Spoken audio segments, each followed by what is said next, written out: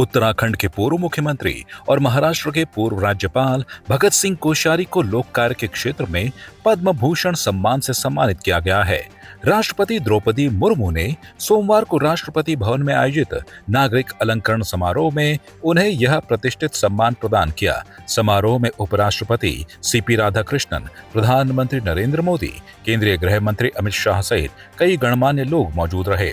भगत सिंह कोश्यारी, जिन्हें उत्तराखंड में भगत दा के नाम से जाना जाता है, लंबे समय से जनसेवा, शिक्षा और सामाजिक कार्यों से जुड़े रहे हैं।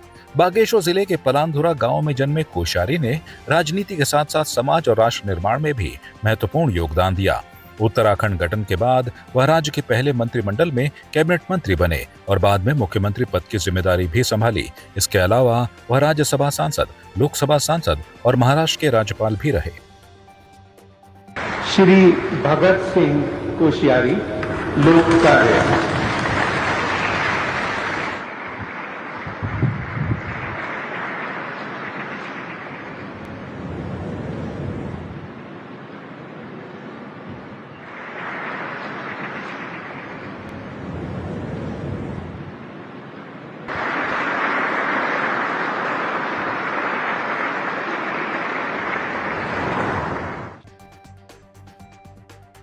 देहरादून में ऑपरेशन प्रहार के तहत जाखन चौकी पुलिस ने शराब पीकर हुड़दंग करने वाले एक कार चालक को गिरफ्तार किया है। पुलिस को सूचना मिली थी कि जोहड़ी तिराहे पर एक व्यक्ति कार खड़ी कर यातायात बाधित कर रहा है, ड्यूटी पर तैनात पुलिसकर्मियों से बदसलूकी कर रहा है।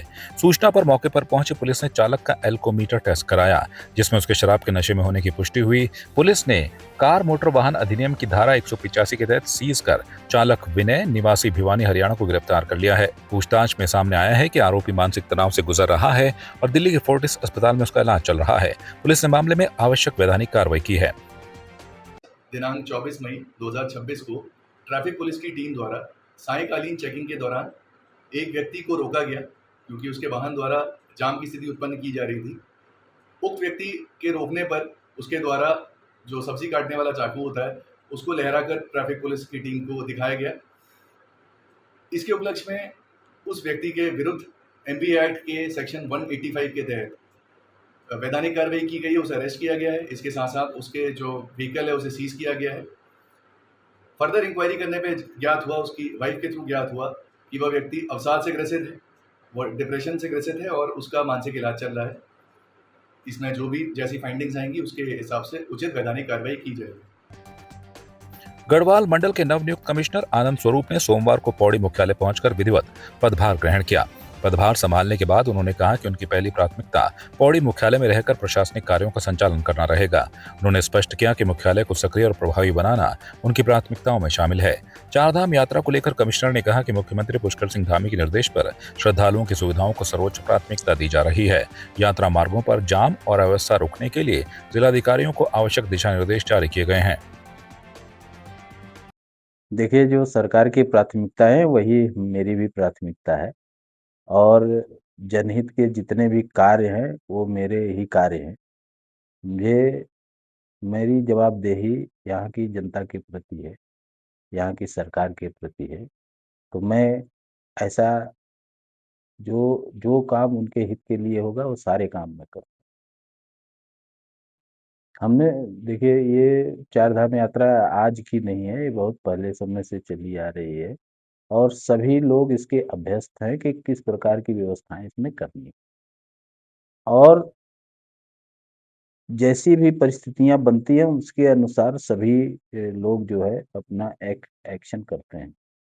जैसे आपदा प्रबंधन, आपदा के समय में आपने देखा है तब भी हम लोगों ने यात्रा जो है सुचारू रूप से चालू रखी। एक आध दिन कभी व्यवधान हुआ तो भी हम लोगों ने उसको दूर करके फिर से चालू किया। तो मेरा तो ये प्रयास रहेगा और सभी आपके माध्यम से सभी यात्रियों, जो यात्री या श्रद्धालु जो पर्यटक आ रहे हैं उनसे मेरा अनुरोध है कि वो लोग सीधे जो धामों तक जाने का प्रयास एक ही दिन में न करें, बीच में वो ब्रेक करें और बहुत सी खूबसूरत जगहें उनके रास्ते में पड़ती हैं तो उनको ज़रूर देखें। वहाँ का बहुत से मंदिर हैं, बहुत सी चीज़ें हैं, बहुत से दर्शनीय स्थल हैं, तो वहाँ पर जाएँ, वहाँ का खूबसूरती उठाएँ, तब आगे की अपनी यात्रा प्रारंभ करें। निश्चित रूप से उससे न केवल इन जगहों के बारे में पूरी दुनिया को पता चलेगा, बल्कि यहाँ के जो निवासी हैं, अगर वो व्यक्ति वहाँ एक दिन रुकता है, तो यहाँ बहुत से लोगों को आर्थिक रूप से लाभ मिलेगा और जो वो धनराशि खर्च करते हैं, उससे जो है हमारी आर्थिकी मजबूत होती है पर्यटकों के आने से।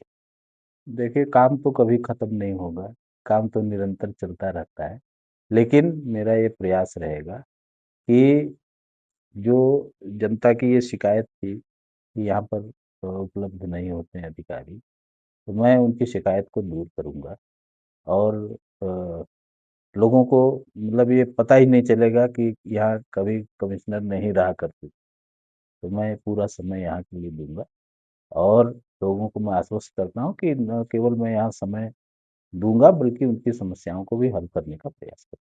आपकी इस पर क्या राय है, हमें कमेंट कर जरूर बताएं।